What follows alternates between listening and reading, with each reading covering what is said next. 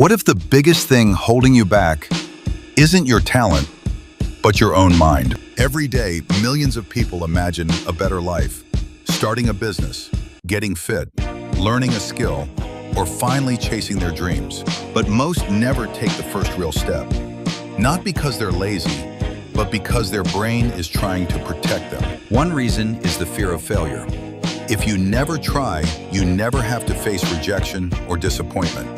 Surprisingly, some people also fear success. More responsibility, more expectations, more pressure to keep winning. Then there's the comfort zone. Even when life isn't great, familiar feels safer than uncertain. Your brain naturally prefers what's predictable. That's why change often feels uncomfortable at first. Another trap is imagining success. Thinking about the future can feel rewarding, even if nothing actually changes today.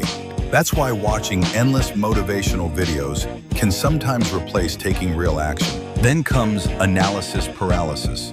More videos, more books, more planning, less doing. Perfectionism makes it even worse. You wait for the perfect idea, the perfect time, or the perfect version of yourself. But perfection never arrives. Progress belongs to the people who start before they're ready. Procrastination isn't always about poor discipline. It's often about avoiding uncomfortable emotions. Here's the mindset shift. Stop asking, how do I become successful? Start asking, what would a successful person do today? Perfectionism makes it even worse.